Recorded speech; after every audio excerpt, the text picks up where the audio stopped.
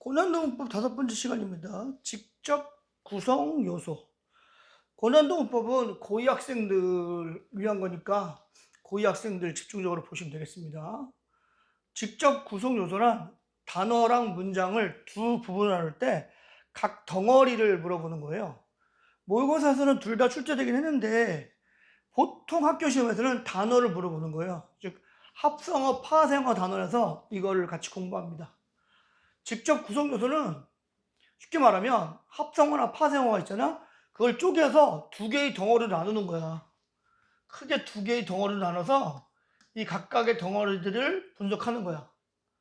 이때 나눌 때 기준이 있는데 막 나누면 안 되고 구성 요소가 실제하는지를 보고 구성 요소의 의미가 통하는지를 봐요. 구성 요소가 실제한다는 건 예를 들어 볼게요. 살 얼음을 살얼다와 얼음을 나눌 수도 있잖아. 근데 살얼다는 단어가 없어요. 그러면 구성 요소가 실제하지 않지. 그럼 이렇게 나누면 안 되는 거야. 근데 살 얼음, 얼음이란 말 있잖아. 살은 살짝 약하게 얼었다는 뜻이니까 이거 둘 다 있잖아. 그래서 이렇게 나눕니다. 두 번째, 구성 요소의 의미가 통해야 돼. 어디 통하냐? 원래 그 단어랑. 예를 들면 벽돌집을 벽하고 돌집으로 나누면 원래 벽돌집은 뭐니? 벽돌로 만든 집이잖아. 근데 위에 거는 벽하고 돌집하고는 원래 의미가 통하지 않지. 그럼 이렇게 분류하는 거야. 어떻게 하면 되겠죠? 직접 구성 요소는 합성어나 파생어를 크게 두 덩어리로 나눠서 각 덩어리들의 요소를 살펴보는 겁니다. 이때 주의할 점은 합성어, 파생어를 볼 때 이 두 개의 덩어리들이 각각 무엇인지를 보는 건데 두 개의 덩어리들이 어근과 어근으로 되어 있으면 합성어, 어근과 접사로 되어 있으면 파생어야. 이때 중요한 건 어근 옆에 조그만 삼각형의 접사가 있잖아. 이런 것들은 신경 쓰지 않는 거야. 왜냐면 어근이 들어있으면 그냥 어근으로 보는 겁니다. 알겠죠? 큰 덩어리로 보는 거야. 큰 덩어리로. 어근, 어근, 합성어, 어근 접사, 파생어. 시험에 출제됐던 거, 모의고사에. 한 3개에서 4개 정도 모의고사에서 출제했던 것 중에서 여러분이 좀 많이 틀리는 문제들 위주로 실어놨으니까 수업을 듣기 전에 혼자 연습하는 게 좋고 아니면 수업을 다 들은 다음에 복습 꼭 하셔야 됩니다. 그냥 강의 들으면 다 알 것 같은데 굉장히 까다로워요. 내신에서 많이 나오는 거니까. 자, 민물고기 쪼개보자. 민물하고 고기로 쪼개면 되겠죠. 그럼 전체적으로 뭐야? 합성어야. 어근하고 어근이니까. 요거 잘 봐봐. 민물의 민은 뭐니? 접두사지. 따라서 파생어가 들어있는 거야. 그러니까 시험이 어떻게 나오냐면 전체가 합성어야 파생어야 이거 물어보고 구성성분 중에서 단위로 빼고 구성성분 중에서 합성어 파생어가 있으면 그걸 물어봐요. 그래서 이거를 시험에서 어떻게 말하냐면 파생어를 직접 구성성분으로 가지고 있는 합성어다. 그런 표현이 나와요, 모의고사에. 그러니까 여러분들이 그런 표현들을 잘 알아야 돼. 나드리옷은 나드리하고 옷이죠. 역시 합성어야. 시험에 들어간다고 합성어인데 파생어를 직접 구성성분으로 가지고 있는 합성어다 이렇게 말한다고. 뭔지 알겠죠? 용꿈은 용하고 꿈을 나올 수 있죠. 이 꿈은 꾸다에다가 명사 파생 접사 미음용구이기 때문에 파생어야. 그래서 선생님들이 지금 이 삼각형 쳐고 동그라미 친 거는 무슨 말이냐면 합성어 안에 갖고 있는 직접 구성 성분이 파생어인 경우를 보여주는 거예요. 네 번째는 조금 어려워요. 적겠습니다. 드높이다. 이렇게 접두사랑 접미사가 동시에 있는 경우는 이렇게 별도로 쪼갤 수가 있기 때문에 두 쪽으로 쪼갤 수 있기 때문에 약간 더 혼동됩니다. 이 경우는 어떻게 자연스러운지 봐야죠. 이 경우는 여러분 드높다에다가 사동접사 이를 붙이는 게 자연스럽다고 봐서 이렇게 분석합니다. 드높다 플러스 이 이렇게 봅니다, 여러분. 근데 여러분들이 이제 드 플러스 높이다 할 수도 있을 텐데 이거 잘 보셔야 됩니다. 드높 플러스 이로 분석합니다. 이건 모의고사 출제됐던 겁니다. 그래서 전체적으로 보면 접사가 있으니까 파생어죠.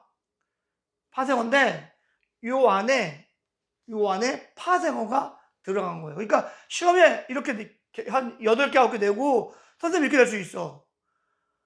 파생어를 직접 구성성분으로 가진 파생어의 개수를 골라라. 이런 거 시험에 나오는 거야. 그럼 여러분들이 요 옆에 삼각형만 있는 것들 이런 것들은 전부 접사잖아. 접사 있고 어근이 있으니까 전체적으로 파생어인데 그 안에 게 파생어구나 이런 거 알 수 있어야 됩니다. 집집이는 집집 플러스인데 이거는 지금 집집이 명사 더하기 명사니까 이거는 동그라미 아니라 네모 썼죠. 이거는 합성어입니다. 놀이터는 여러분 터가 땅이란 뜻이야. 이건 접사가 아니야. 접사는 혼자 쓸 수 없고 어근 혼자 쓰죠. 혼자 쓴다고 봐. 아 여긴 터가 나빠. 여긴 터가 좋아. 이러면 쓰잖아. 이거는 어근입니다. 그래서 합성어고 이 놀이는 지금 이라는 접사가 들어갔죠. 파생어입니다. 눈웃음과 비웃음 볼게요, 여러분. 눈웃음은 눈하고 웃음으로 나눕니다. 전체적으로 합성어고 웃음은 파생어가 됩니다.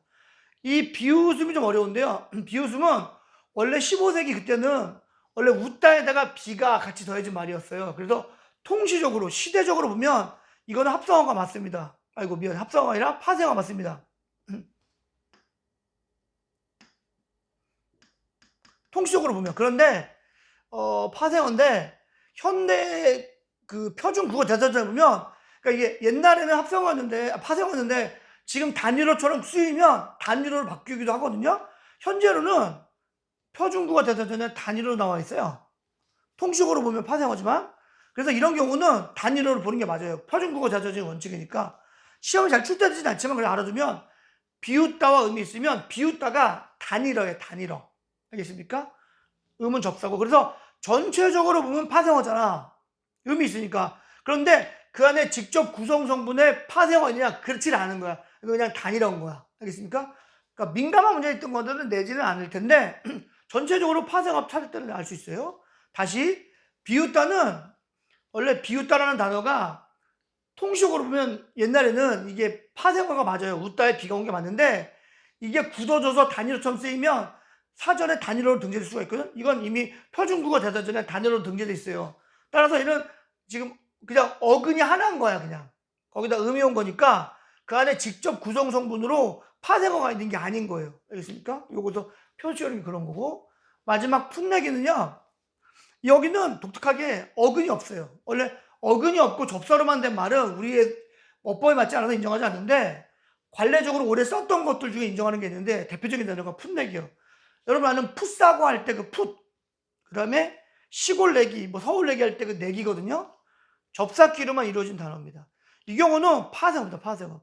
그렇지만 이 안에 직접 구성 성분으로 파생어나 합성어가 들어있는 경우는 아닙니다. 알겠죠? 이렇게 겹쳐서 들어있는 경우는 아니니까 잘 파악해 주세요. 그래서 8번하고 9번은 파생어긴 한데 그 안에 합성어나 파생어가 들어있는 게 아니라는 거 그냥 그 단일어랑 접사만 들어있는 경우라는 거 알아도 되고 요 위에 것들은 분석들을 잘 하셔야 됩니다.